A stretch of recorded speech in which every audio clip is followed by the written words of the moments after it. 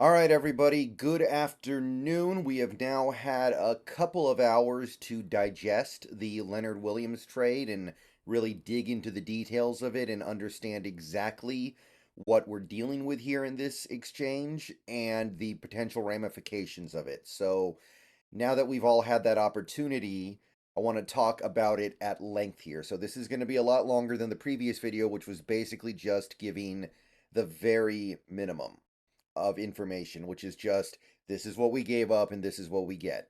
So, Leonard Williams, first of all, there's the money part of it, and I really want to hammer this point home because this is why we had to give up as much as we did.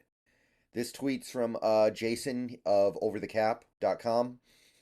If the Giants are picking up the full tab, and I believe they are, for Leonard Williams, they will wind up paying a total of 17 and 1/3 million. So $17.35 million for Leonard Williams this year. The Seahawks would only be on the hook for $657,000. So the Giants are basically paying Leonard Williams' full salary this year, even though he's going to spend more than half of the year on the Seattle Seahawks. So that is why we had to give up the second round pick as opposed to a third round pick.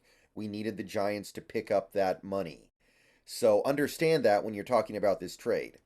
We are getting Leonard Williams for the rest of this year for basically free.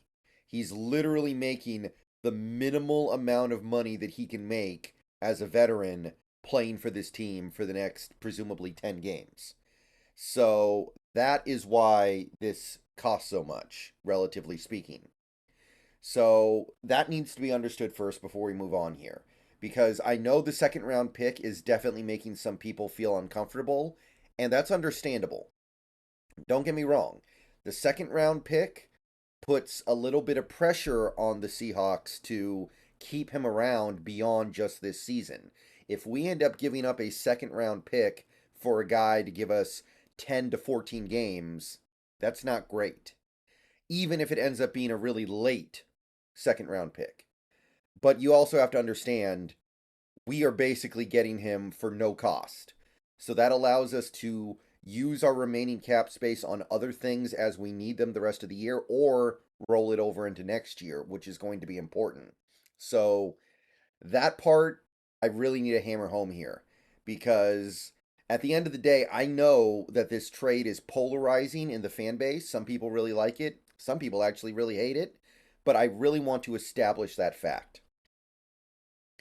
That being said, people are right to be a little bit uncomfortable about this one. I think this is not a great trade. This is not a slam dunk trade. This is not the Eagles getting Kevin Beard for a fifth and a sixth round pick, where it's a no brainer, and if it doesn't work out, who cares? No, this is something where if it doesn't work out, it hurts.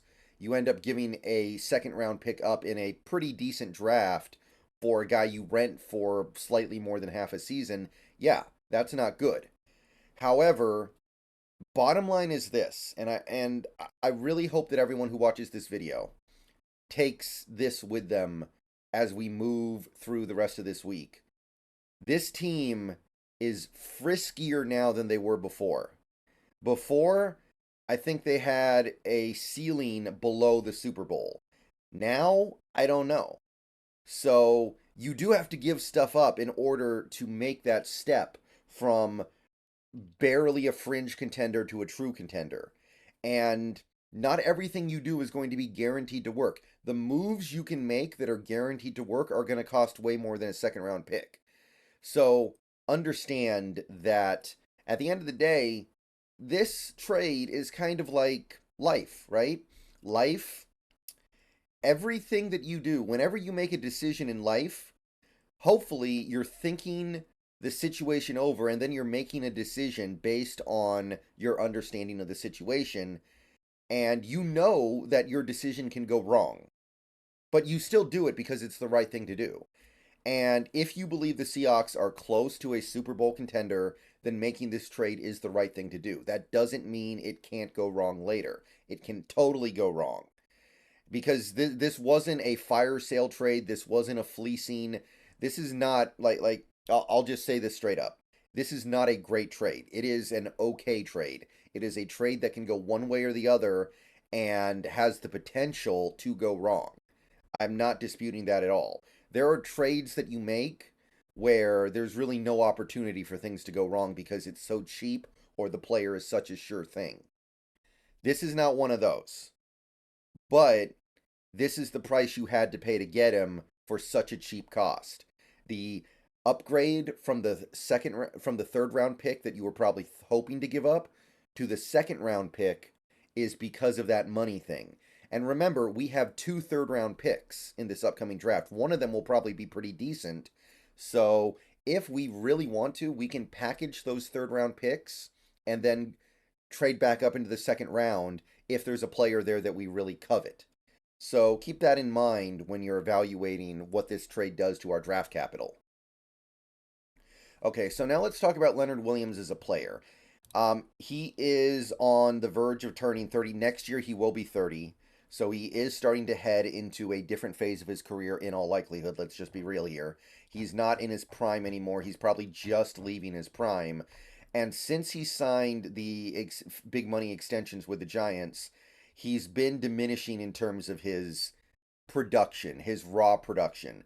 Like you go back to 2021, I'm sorry, 2020, the COVID year, he had 11 and a half sacks, playing at a borderline Pro Bowl level. 2021, 6.5 sacks. 2022, 2.5 sacks. And so far this year, a sack and a half. And you can see his tackle numbers are fluctuating a little bit. Although they did blow up in 2021, that was kind of an aberration in terms of his tackle numbers. You can see that there is a clear decline in his sack production.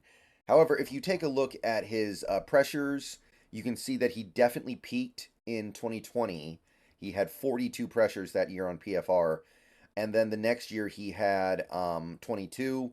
Last year he had 17, but he only played 12 games. If he had played a full slate, he probably would have gotten around 25 or so based on what he had done in the 12 games he did play. And these numbers do not count yesterday's game for Leonard Williams. So it says 8, but it's probably closer to 10 or 11, maybe even 12, because he had a monster game against the Jets, actually. PFF gave him 7 pressures. PFR is probably going to give him like 3 or 4. So he's basically on pace to be about as good as he's been the last 2 years in terms of his pressures. So take that as you will. So for whatever reason, he's not getting sacks as much as he used to, but he is still getting pressures at about the same rate since 2021. Now, you go to PFF this most recent season, his grade is solid. It's not great. His run defense is taking a little bit of a hit.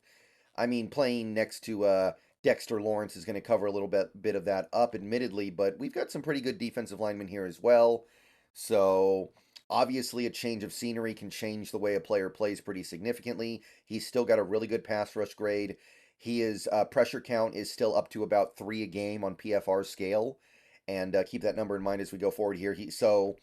So far this year on PFF's scale, he's averaged about 3 pressures a game. You go back to last season, he graded out a little bit better and was a little more well-rounded, but in the same general ballpark. And he averaged about 3 pressures a game, same as so far this year.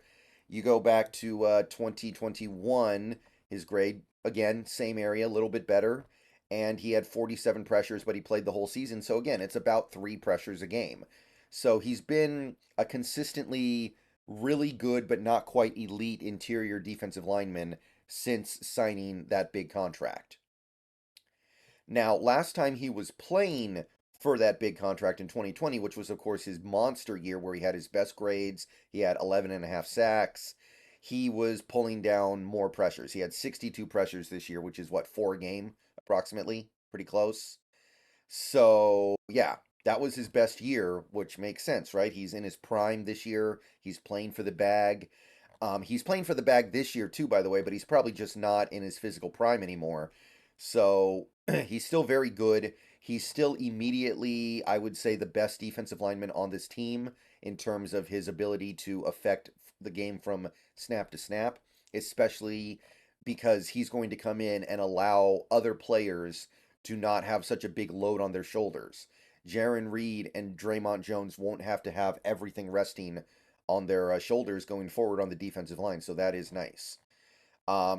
So basically, he's not a Jalen Carter. He's not an Aaron Donald. He's not one of these hyper elite defensive linemen, right? But he is very solid, very good. And at the end of the day, when you want a very good player to play for you for basically free, because that is basically what we're talking about here. He's playing for so little money from the Seahawks this year. You got to give up that second round pick sometimes. Sometimes you can't fleece a team. Sometimes they're like, no, we'll just keep him or trade him to somebody else if you can't go higher. Remember, the Giants are probably looking at that second round pick thinking it's going to be a late second round pick. So our third round pick has even less value because they're thinking, oh, that's going to be really late.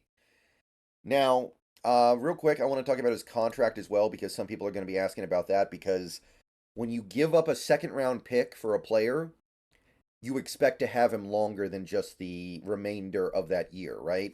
And Leonard Williams, like I said before, his contract is up at the end of the year. This void year for 2024 doesn't apply to us. That's the Giants' business. That void year is on their cap. So we don't have to worry about that. We don't have to worry about this cap hit for 2023 since the Giants are eating so much of it. But with him being a free agent next year, and with us having given up so much to get him, and by the way, I didn't even mention the fifth round pick because the fifth round pick to me is kind of like, I'm not gonna sweat that. It's a fifth round pick 18 months from now. Like that's so low value. It's basically just like a tip. It's basically just like a little tax. I'm not tripping on that one. But what would it cost to keep Leonard Williams past this season in Seattle? Because now there's some pressure on us to do that. It obviously depends on how he plays the rest of the year. He could look completely washed up, and then we're just like, get out of here. Or he could play at a all pro level, and then we really got to pony up. But what is the most likely scenario? When he signed this deal initially, it was 3 years, 63 million, so 21 million a year on average. And the cap has gone up since then significantly because remember, that was the cap coming off the COVID year. However, Leonard Williams is not entering his prime anymore the way he was in 2021. 2021, the Giants looked at him and went, he's only going to get better for these next few years. We're getting his best years. Now he's going to be 30 next year. That's not the case. But still clearly a very good player who's also relatively well rounded, not super old yet. What's the price here? What's the cost likely going to be? Spotrac currently estimates 3 years, 49 million, so 16.3 million a year. So a downgrade from his last contract because he is going to be a lesser player and he's going to have lesser value, but still significant because the cap has just gone through the roof lately. Can we afford to do this? It's not going to be easy. Like you can honestly, you can probably say goodbye to Jordan Brooks. You can probably say goodbye to Noah Fant and Colby Parkinson. Like it's going to be really hard to keep this guy and any of those guys. You might not even be able to keep Daryl Taylor. Not that I think anybody's going to have a huge problem with that. So yeah, this is if he plays at his typical levels, if he produces at least at the level that is a reasonable expectation for him, you're probably looking at something close to the Draymond Jones contract, which I mean that's okay. I think he's probably worth that, and I think he will be worth that. But understand that you're going to really remove your ability to do much of anything else. It's going to get tight. We have a lot of other big contracts as well. Now, let's say hypothetically, just to explore the possibility for a minute, that we don't retain him next season, that he does actually leave in free agency. Remember, there is a compensation pick that you can get. Now, it wouldn't be until the 2025 draft when you would get that compensatory pick, but it would probably be a third round pick then. So that would offset the extra you had to give up to get him in the first place. It wouldn't be great. Like, I wouldn't be too happy if he walked after half a season, unless maybe he helped us win the Super Bowl and then it's like, well, whatever. Now you're going to want 25 million a year. I can't pay that. But I will say that getting a third round pick in 2025 offsets the extra draft capital you had to give up to get him initially. So even that is not the end of the world if it happens. All right, that's basically all we can say about this one right now. We're just going to have to see how he plays for the rest of the year. I'll see you guys later. Go Hawks. More videos coming later today.